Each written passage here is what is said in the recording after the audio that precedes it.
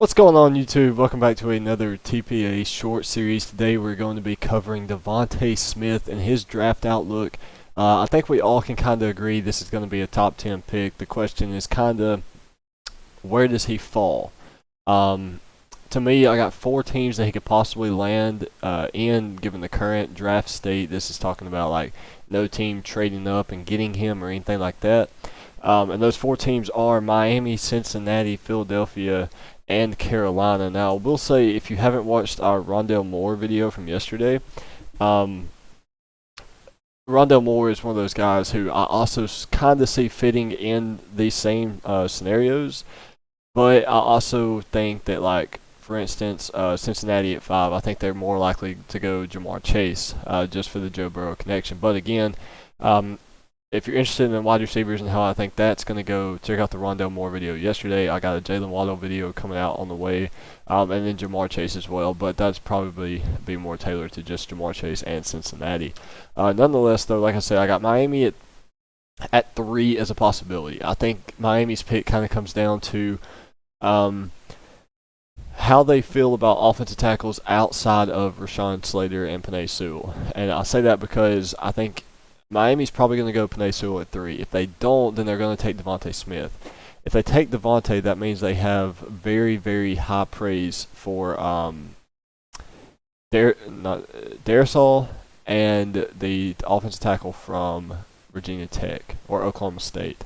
I'm getting a couple of people mixed up, but really it comes down to if they think there's not a big drop-off from Penei Sewell to the rest of the offensive tackles in the draft, don't be surprised if they take DeVonta Smith at 3. If they take Penei Sewell, that's going to open up the door for maybe Atlanta. I don't think they will do that. I think Atlanta has other needs that needs filled. Then you find Cincinnati at 5. And again, there is the possibility that the Jets may take Jamar Chase at 2, or the Jets may take DeVonta Smith at 2. I don't really see it. I think there's so much hype going around the Jets taking a quarterback. That's why we're going to stick to these four teams. Cincinnati at 5, you could go Jamar Chase, could go DeVonta Smith. I mean, DeVonta Smith, the 2020 Heisman Trophy winner, led the nation in receptions, and touchdowns. Like, this is a special guy. I'll get to his comparisons in a minute, who I think he kind of reminds me of in the NFL. But after Cincinnati, you got Philadelphia. Philadelphia desperately needs a wide receiver. You got Jalen Hurts, that Jalen Hurts-DeVonta Smith connection. I think that could be something serious. I wouldn't be surprised if they take DeVonta if he's available at 6, just because I believe DeVonta Smith is one of those guys that you cannot pass up on. And then Carolina at number 8. Carolina needs a quarterback, but I would not be surprised if they make a play to go up in the draft, get a quarterback, and then maybe somehow try to keep this number 8 pick. I think you'd have to give up a lot in order to do this, but again, I'm saying, let's say in the scenario we got Wilson at 1, or Lawrence at 1, Wilson at 2, Fields at 4. Don't really feel comfortable taking Trey Lance. It's too early to take Mac Jones or Kyle Trask or somebody like that. DeVonta Smith is there. You grab him because you need him. You have DJ Moore, Robbie Anderson, Curtis Samuel. I think DeVonta Smith is another one of those style guys. So again, I think if DeVonta Smith is available at 8, your quarterbacks that you don't like are off the board, or your quarterbacks that you do like are off the board, you have to take DeVonta Smith. Now, I've got a couple of DeVonta Smith highlights playing video courtesy of CBS, so I don't get copyrighted. My NFL comparison for DeVonta Smith is he's a Robert Woods style wide receiver, a Calvin Ridley style wide receiver with Keenan Allen routes. That's who I best compare him to. He's got the speed of Ridley. He's got the swiftness of Ridley. I don't know if he's as fast or faster than Robert Woods, but Robert Woods is another one of these guys who kind of have the same build as DeVonta, who I really, really, really like a lot. And then again, Keenan Allen routes. Keenan Allen's the best route runner in the league. You can't tell me otherwise from that. So to me, I like DeVonta as a he's a number 1 guy, in my opinion. He's a number 1 guy, but I think he would also be a really good complementary receiver to maybe Devontae Parker or like Julio, which again, I don't think he's going to go to these places, but again, you get these guys. He's a number 1 on some teams and would be a dang good complementary wide receiver at number 2 to others. So again, I really like him compared to Robert Woods. I think he's a better Calvin Ridley.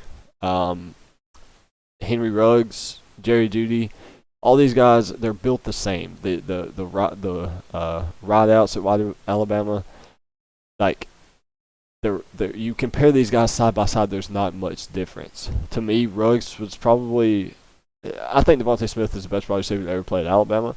But I think if you have to compare like 1, 2, 3, there's not much separating. You have like DeVonta Smith's a 99, Ruggs is a 98, Judy's a 97, Ridley's a 96. Like all these guys are so good and just so like close in comparison to each other.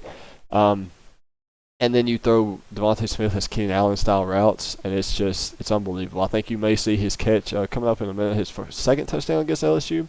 The back of the end zone, I think this is it right here actually. This is maybe not, but nonetheless, DeVonta Smith, 99 awareness. When Madden comes out, his awareness has to be 99. The catches he's made in the end zone against Georgia, against LSU, like it's unreal. I've never seen a wide receiver with this much awareness. You got Tony Toe Tap, Antonio Brown. You got players like that have good sideline awareness, but DeVonta Smith's awareness in the end zone and able to make plays and score touchdowns is something serious. We had the pleasure of watching DeVonta throughout his whole career, starting with second 26, and that whole season before that. So again, DeVonta Smith is a receiver that I think, even if you have other plans, if he's available to you in the draft in the first round, you have to take him. But nonetheless, guys, I appreciate you guys tuning in. This is the Point After Podcast NFL Draft Projection Series. This is our third episode. We did Rondale Moore and Mac Jones. We got Jalen Waddle on the way. Najee Harris, a couple other guys. If there's anybody you want me to see cover and where I think he will be going, just leave it in the comment section below. Also comment where you see DeVonta Smith going in the NFL draft. And hit that subscribe button for more NFL content.